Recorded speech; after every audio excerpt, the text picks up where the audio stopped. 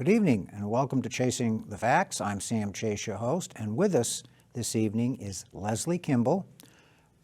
Let's see if I get your title correct, because I usually mess it up. You are the director of the Chelmsford Public Library. Is that close enough? That's perfect. Okay, good. Oh, passed another one. That's great. So, Lesley, this is your first time on the show, so welcome. And we're very happy to have you here, and hopefully you'll educate us about what a library director does and other programs that relate to the library. So we usually start off by having the guest give a very brief bio, so please do that, and then we'll get into the questions. Great. Thanks so much for inviting me. You're Sam. very welcome. This is great. So my name is Lesley. I'm the newish director at the public library. My background is I grew up and still live in New Hampshire. So New England, born and bred, love it. I started in libraries a little bit accidentally, being an undergraduate and not exactly sure which direction I wanted to go in. Had a suggestion to talk to my local library director where I grew up. He created an internship for me. I spent the summer doing all different jobs in the library and just fell in love with it. It was great. A community library, just really being able to help people get to know so many people. It's such a lively environment. I think there's some stereotypes about that, but libraries are very lively, wonderful places. So I started off as a children's librarian, and then I worked in reference, and then I became a library director. And my most recent position, I was there for 23 years as the director of that library in New Hampshire, which was wonderful. It was such a great spot. And then, ready for, maybe a little change after 20 years. This opportunity came up. I knew the former director very, very well. We were colleagues for a long time. Becky Herman. Becky Herman. Yes, wonderful person. Yes, oh, so wonderful. And so she had reached out and said, it's time, come and come to Chelmsford. And it's such a great place. I'm so happy to be here. Well, that's great. So when you were in college, did you actually major in library science? I got my master's degree in library science at Simmons. Oh, okay. Wonderful school, as many people know. So got my undergrad in English and political science. Well, that certainly is related, isn't it? And absolutely. Yes. And then got my master's degree at Simmons. So that's great. So now, how long have you been in Chelmsford? So I've been here since July of 22. Okay, and you started as? I started as the assistant director for outreach. And then became the library director in March of this past year. So we're coming up on a one-year anniversary. Time flies, doesn't it? It really does fly. It really, really does. When you're having fun, that's what they say. Well, I think there's an old saying that says, if you find a job that you really love, you will not work a day in your life. I have heard that as well. So is that your position? Is that how you feel about your current position? Absolutely. Yeah. Doing meaningful work that you enjoy and with people who you really enjoy. You and I briefly were saying how interesting it is, all the different people in town who work for the town, who are involved in town. Working with a group of people like that. Who wouldn't want to go to work in the morning if you're spending your day with people who are smart, dedicated, and love what they're doing? It's awesome. Just as a user of the library service, and I'm very fortunate because I live right in the center of town, so I can actually walk up to the library, and it's wonderful. And we were talking a little bit off air about the age of the building, and people who've lived in town for a long time, as I have, we still think of it as the new library or the new addition. But how old is the new addition? So the new addition opened in 2000. So it's coming up on its 24th birthday, actually. Wow. On Leap Day. So at the end of this month, we're having some cake and birthday celebration on the 29th in the late afternoon, early evening. So it's going to be fun. People should come and have some cake. But yeah, so it's Free food, I'll be there. There we go. It's 24 years old. That's just unbelievable. And it's very interesting because I remember we've had a lot of public construction projects in the town from about that period, late 90s. You know, it started to gear up. And there was a sequence of projects. We needed a new fire station, we needed a new police station, and we did need a new library because the original building was just woefully inadequate from terms of size, and it was aging and so on and so forth. So, but there was actually quite a bit of controversy. Who would have thought about building a new library? And I can remember the arguments very well. And I'm sure some people today would still put these arguments forward. Well, what do we need a library for? Because after all, we're in the electronic age, it's computers, and who needs to read books? Okay, I mean, we can get everything online, we can download information, and I can remember that argument being used as an argument to not build a new library back in the late 90s, way before we had anywhere near the computer facility that we do today. You know, even back then people were saying, oh no, books are old hat. So what do you have to say to that? I'd like to get your response, because there are people today who still will tell you that. Absolutely. And it is, you know, it was so common in the 90s to hear that.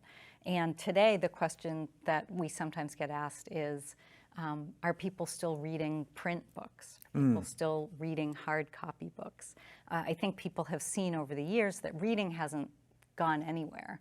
In fact, it's only increased. Library use has only increased over the years. So we get asked, do people read print books? Do you need all those shelves? And the answer is absolutely yes. Our total circulation, when you combine digital circulation and physical, is just under 500,000 items a year. So there's no shortage of readers in our community, which is great. So people are using their library that way. We have about 160,000 visitors every year. So the building is getting that use. Does that include McKay as well? That actually just includes the Adams That's just the main, library. okay. Yep, exactly. So what we're seeing is that people come because they're looking for things to read. They want to have things to enjoy. They want to do some information seeking in print because they feel very comfortable doing getting their answers that way, or because they'd like to be able to look at it and say, I know exactly who published this. I know that this came from Johns Hopkins Medical School, as opposed to this website where I'm not exactly sure where this information came from. That's a good point. So that's important to people. We do live in a digital age, and we do not all have the same facility with computers, with our devices, with our smartphone, or now today with doing telehealth.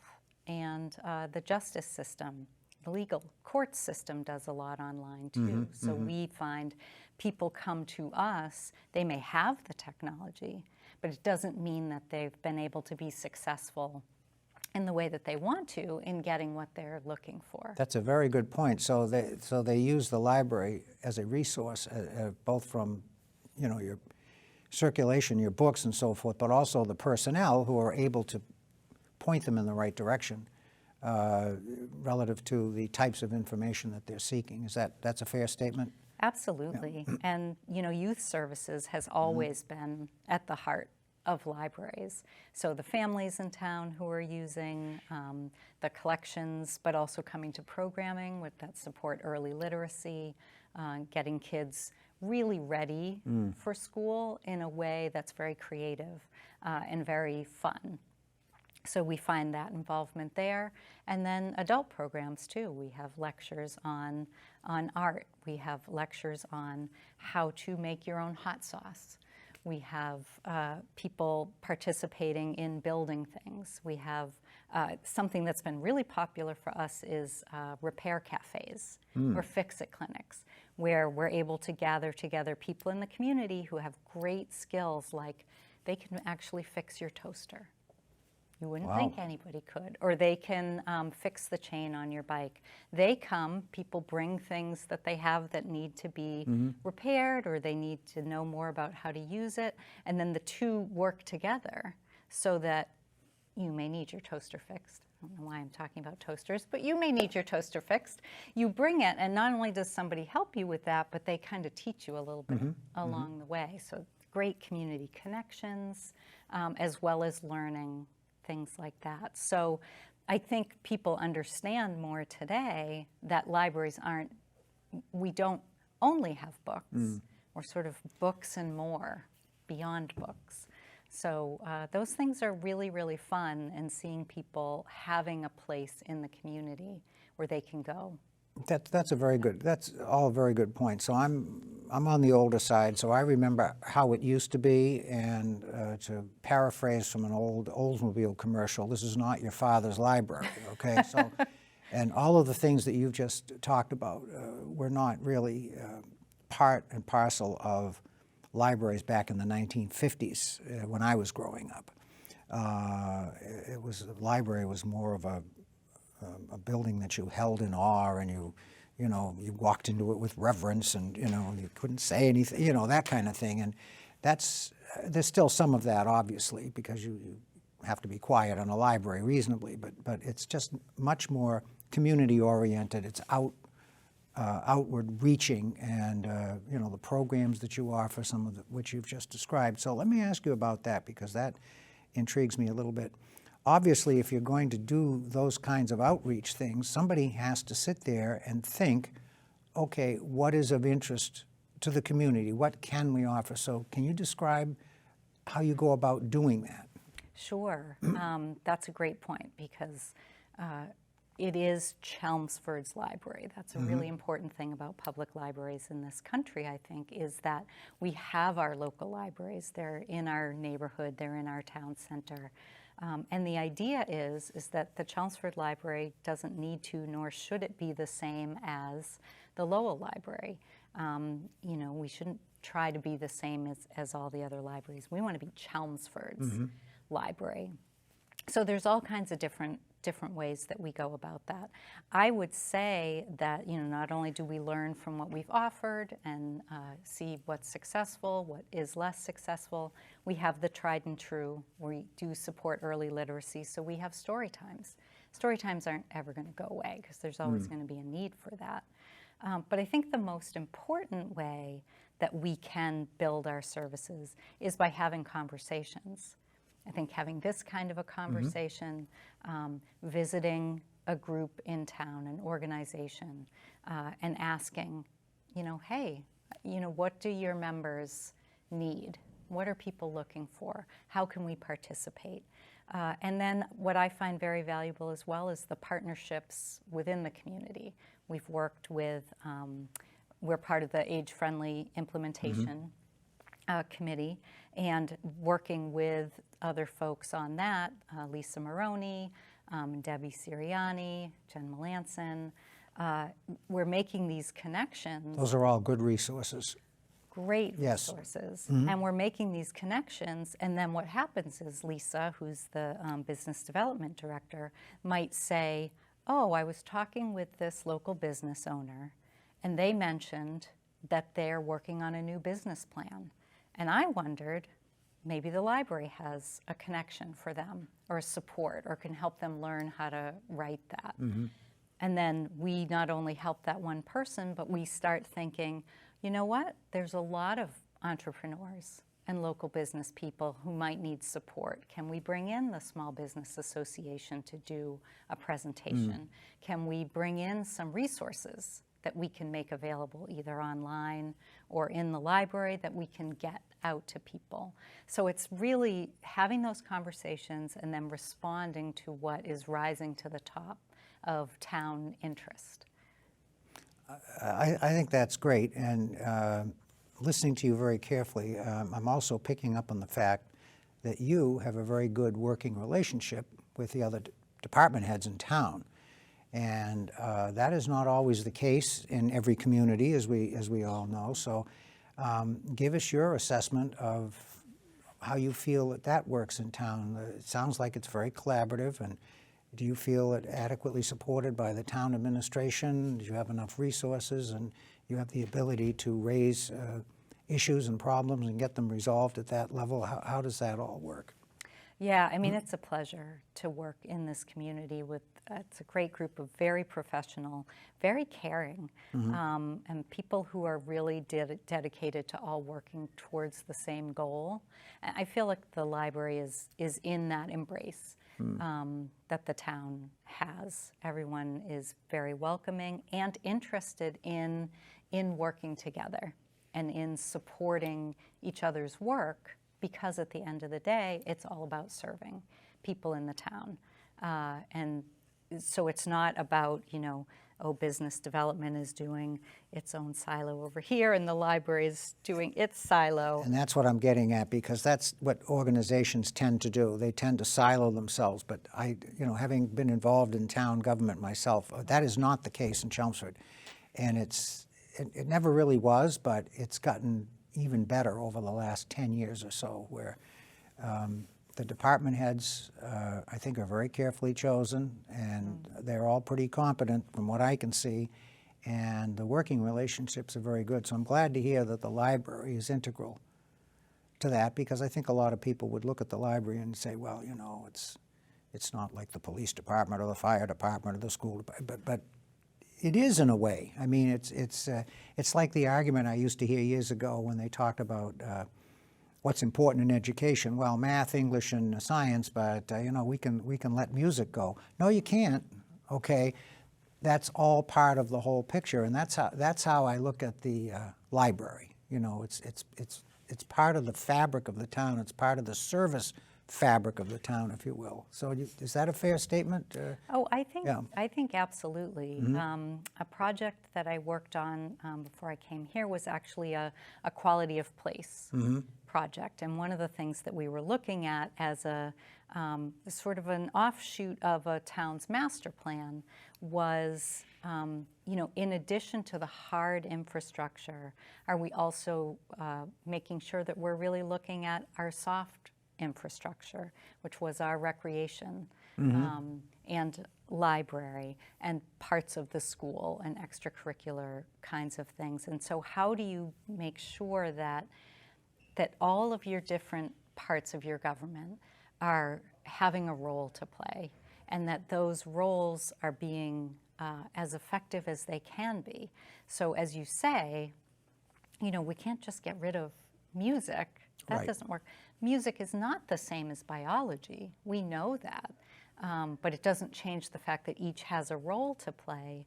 And so how do you make sure that all of those things are working together to achieve that ultimate goal? So, I think Chelmsford does a great job of paying attention to all those different pieces and putting things together in a really good way through the budgeting process, through the capital process, through department heads working together and having that leadership that's bringing it all together and making sure that everybody's communicating, which lets us feel like, yeah, the library can really play an important role here. We can support the other departments. We can ask for help from other departments. I think it just makes for really effective government. Oh, I quite agree. Now, do you have much coordination with the school in terms of their whatever, and I have to plead ignorance here because I really don't know anything about the school library program. I know that schools have their own small libraries. Is there any interface there at all? We certainly are in communication with the schools in a lot of different ways. The libraries, we have really different functions because the school library is entirely driven by its curriculum. We certainly want to have That's a good point. Have resources for students, but we know that the school is taking care of those immediate curriculum needs. But then we do things like we have the pop-up library, the mobile library that goes around to different places. And just in this past year, we've started going to extended day programs at the schools. so that we're that recreational library piece for kids who are there after school as part of their activities. You know, maybe it's not easy for their family to get to the library. Now, that's an actual van that has books and periodicals that actually goes to the school? Is that how Yep. that works? Absolutely. I have to say, I don't think I've ever seen that. All but right, yeah. well, we need to visit someplace Oh, where you're at so Absolutely. you can see it. I have grandchildren in the schools here, so There you go. my wife volunteers a couple times a month at the school library, so Okay. they get the parents involved. So I'll have to ask her about that. She probably knows about it. Yeah, no, it's So, wonderful. It's right. a big old pickup truck that's been modified, so it has its own That's library. great. We go to several of the playgrounds in town. We go to a couple of the sort of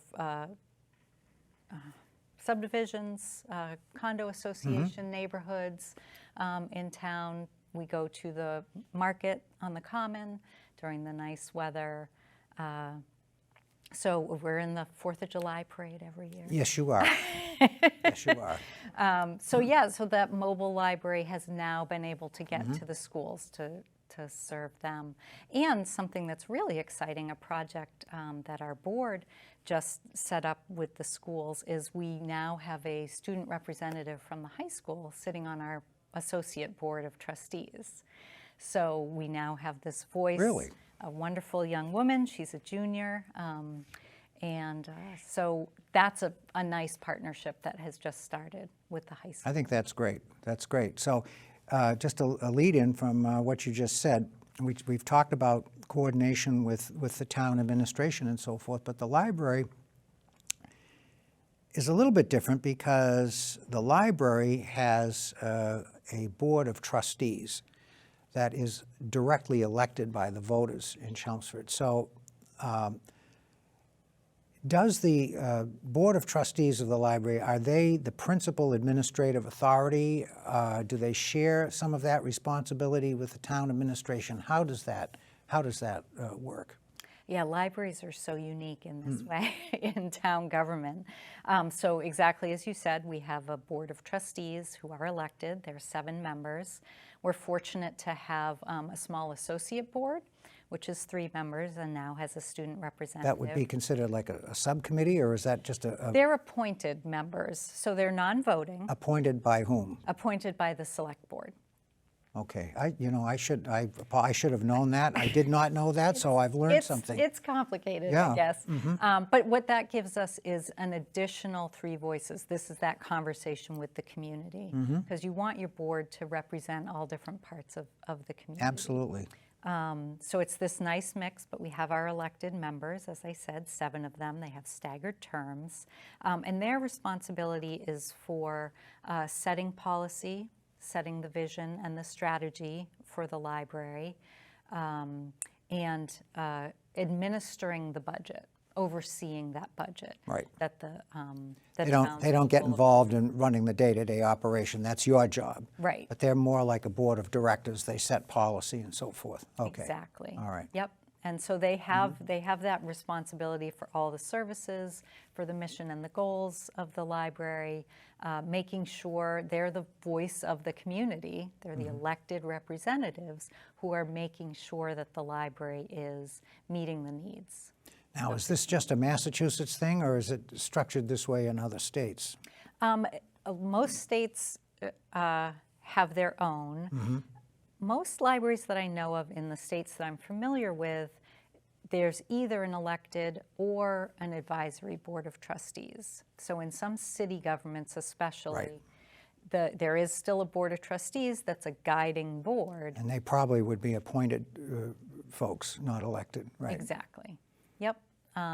So there is this sort of shared, that's what the Library Board of Trustees is handling. And then we work directly with town administration, the select board, the finance committee, capital planning committee, for all of those, really the nitty-gritty budget things, capital facilities. I had mentioned to you how grateful we are with town facilities because the building is getting older, and all the support. So there's definitely a partnership that the town handles things for the library, and then the Board of Trustees is really very strategic. Yeah, there's obviously some operational overlap in terms of, you know, as you say, maintenance to the facilities. And we are very fortunate in Chelmsford to have a separate operating department, a maintenance division, which not all towns have. In fact, I don't think most towns have it. We did that maybe 20 years ago, and that was another tough thing to get through the town meeting, because, you know, people don't like change, and it's an expense. But boy, I'll tell you, it has paid for itself 100 times over in terms of maintaining our capital assets, and things don't deteriorate, and you save money by doing maintenance. Absolutely. And I think anybody who owns their own home should understand that. I would hope they would understand it, but I think we've been very lucky in that regard. So, well, that's good. So you have a good relationship with your Board of Trustees. And this year, interesting, I don't ever remember this being the case. We have an upcoming election in April, and it's actually contested. The library election will be contested. You have 2 open seats and 3 people. Yeah. I don't ever remember a contested library race, but I think it has happened. I'm sure it has. Maybe only once. Yeah, it's so infrequent that I don't I don't remember. So that's a very interesting development, and I think it speaks to the effectiveness of the administration of the library, that people actually want to get on the board. I remember a couple of years ago they were looking for candidates to run. So I think this is a wonderful development that we have enthusiastic people that are trying to get a seat on the library trustees. So I think that's great. You did mention, we were talking a little bit off air about the age of the building, and you mentioned it. It's coming up 25 years, and many of us still think of it as the new library.